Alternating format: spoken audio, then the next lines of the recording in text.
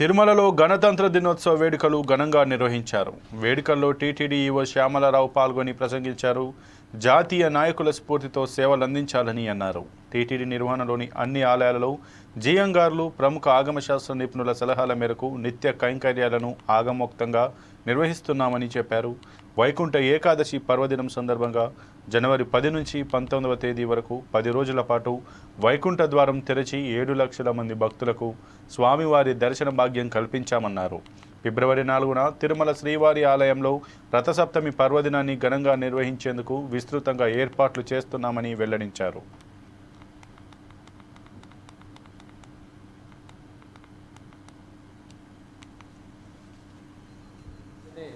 ధార్మిక సంస్థ నేను చెప్పినట్టు శుభాకాంక్షలు తెలియజేసిన అందరూ కూడా దీంట్లో ఏదో రకంగా భాగస్వాములుగా ఉన్నారు.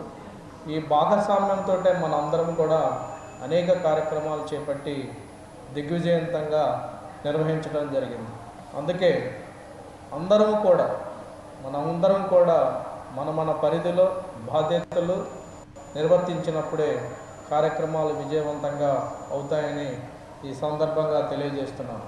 ఇదంతా సమిష్టి కృషి, మనందరం కూడా టీం వర్క్గా చేసినప్పుడు మాత్రమే మరింత విజయాన్ని చేకూరుస్తామని తెలియజేస్తున్నాను అందుకే అందరం కూడా ఒకే థాట్ ప్రాసెస్లో ఒకే ఒక గోల్స్ తోటి మనకి ఏదైతే లక్ష్యాలు ఉన్నాయో ఆ లక్ష్యాలను కూడా ముందు పెట్టుకొని పోవాల్సిన అవసరం ఉంది. గతంలో మనం చేశాము, అదే లక్ష్యాలని పెట్టుకొని అందరం కూడా చాలా దిగ్విజయవంతంగా కార్యక్రమాలు నిర్వర్తించి అందరి యొక్క మన్నలను కూడా పొందడం జరిగింది. శ్రీవారి వార్షిక బ్రహ్మోత్సవాల కాలంలో మనందరం కూడా చాలా కష్టపడి పనిచేసాం.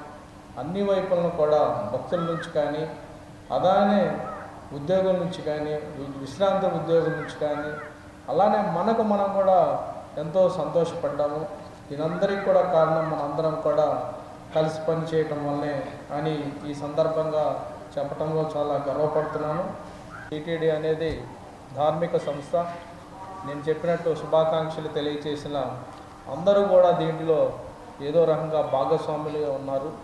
ఈ భాగస్వామ్యంతో మనందరం కూడా అనేక కార్యక్రమాలు చేపట్టి దిగ్విజయవంతంగా నిర్వహించడం జరిగింది. అందుకే మనందరం కూడా మన పరిధిలో బాధ్యతలు నిర్వర్తించినప్పుడు. పల్నాడు జిల్లా పిడుగురాలలో 76వ గణతంత్ర దినోత్సవ వేడుకలు నిర్వహించారు. పట్టణంలోని పోలీస్ స్టేషన్లో సిఐ వెంకట్రావు జాతీయ జెండాను ఎగురవేశారు. అనంతరం భారత రాజ్యాంగ నిర్మాత అంబేద్కర్ చిత్రపటానికి పూలమాలలు వేసి నివాళులర్పించారు. చట్టం అందరికీ సమానమే, ఎవరికీ చుట్టం కాదని సిఐ వెంకట్రావు తెలిపారు. నేరాలను అదుపు చేయడంలో పోలీస్ పాత్ర కీలకమైందని ఆయన అన్నారు. భారత రాజ్యాంగాన్ని అనుసరించి చట్టాలను రూపొందించారని చెప్పారు.